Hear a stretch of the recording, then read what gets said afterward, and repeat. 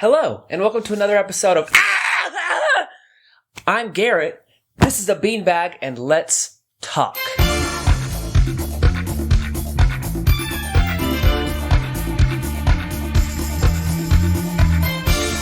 Let's talk about objectivity versus subjectivity, specifically in art. Now, what do I mean by this? Well, the definition of objectively is to look at something by looking at all the facts, the concrete evidence of what's in front of you. This camera is black. But subjectively, or subjective, is looking at something based on your own feelings, opinions, or how you perceive something. This camera is okay. Now, I'm going to be using a couple of things to help you understand the difference between these two ideas. And first off, I'm going to start talking about Theater of the Absurd. This is a great book on Theater of the Absurd by Martin Esslin. I haven't finished reading it, but I have a few notes on for this video. And in this book, he talks about one of my favorite and one of the best absurdist plays, Waiting for Godot by Samuel Beckett. Now, I'm using this as an example for both objectivity and subjectivity because a lot of people wonder, what does it mean? When it was first introduced, it was funny story, it was actually first introduced at a prison, or that was one of the first places, in San Quentin Penitentiary. And the reason I want to do this is because people, like I said, they didn't know how to react.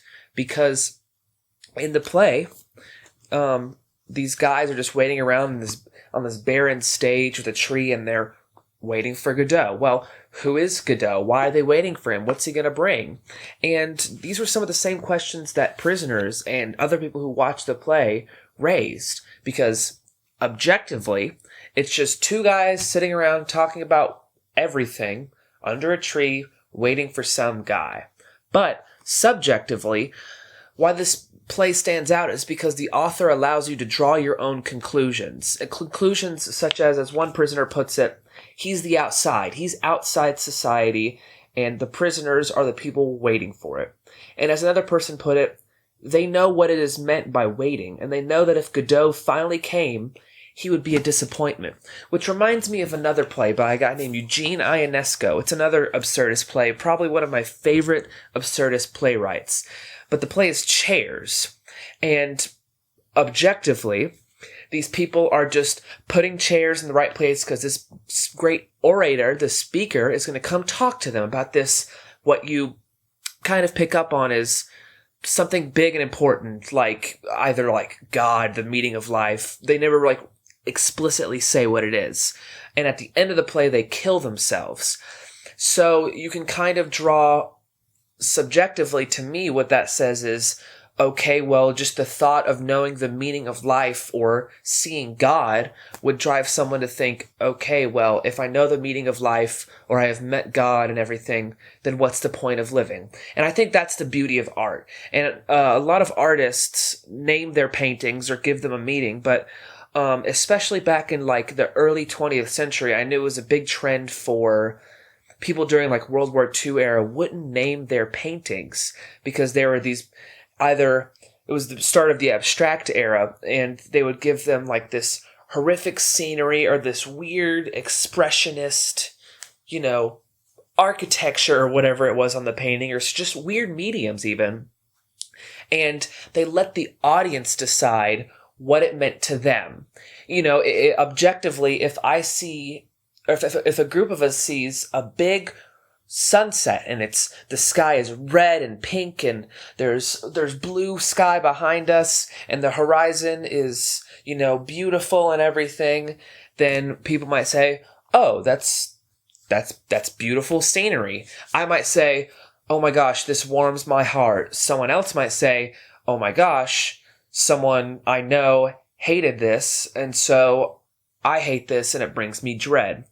It's a little macabre, but I think that's one of the beauties of art, is you get to draw your own conclusions, especially when the author gives you the ability to do that.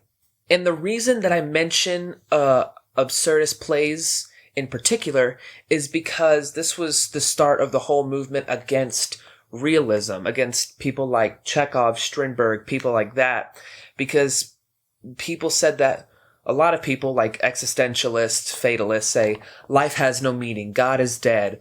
What's the point of this meaningless dialogue that people are talking about? So sometimes scripts would be like, pee pee poo poo, like life has no meaning. That would be their meaning. Or that dialogue is futile because we're all going to die anyway.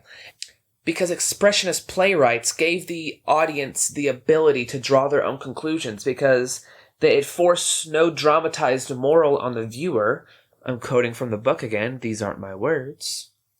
And it held out no specific hope. It presented, unlike realistic plays, it presented a problem, it presented a dilemma or some sort of subject, but it gave no definite answer to them because humanity as a whole might not have it yet. Something like the play Medea.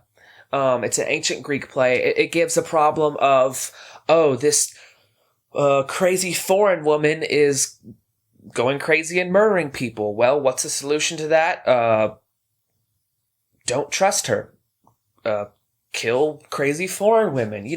It became outdated, and these playwrights started to realize that. So they wanted to give the audience the ability to realize that, maybe there isn't an answer to this. Maybe there will never be. And I always talk about this gray area a lot, but that's what life is. We often, 90% of the time, live in this really weird gray area. Now, I was just using that as an example, but that's what makes art so beautiful.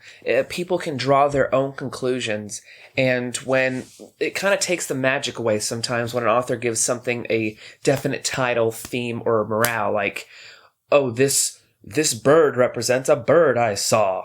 Or, because if you just painted a picture of a very beautiful bird on a branch, to some people it might symbolize, I could be someone else. I could be free. I could be with the wild things, I think that's one of the most beautiful things about art as a whole, not just absurdist plays. Not to say that one is more important than the other, objective and subjective, but I hope you start looking at things with a more subjective eye. What does that mean to you? Just don't think about what the author meant by it, because if you do, like I said, that just takes all the magic away. What does it mean to you? What emotions does it stir in you? And what does it do to you? How does it affect you? And if you start looking at the entire world, not just art, that way, then I think you will have a much more fulfilling life. Oh, hey there. What was that? Okay, I'll tell him, yeah. Well, I can't say that on YouTube. Okay, I'll tell them. Make sure you like, subscribe, and go ahead and comment down below what you think of what I've talked about here today. Objective versus subjective. And what? Okay. And if you would like, please comment suggestions on what I should talk about or film next. Thank you. I want to play the bongo! Play the bongo, Brittany!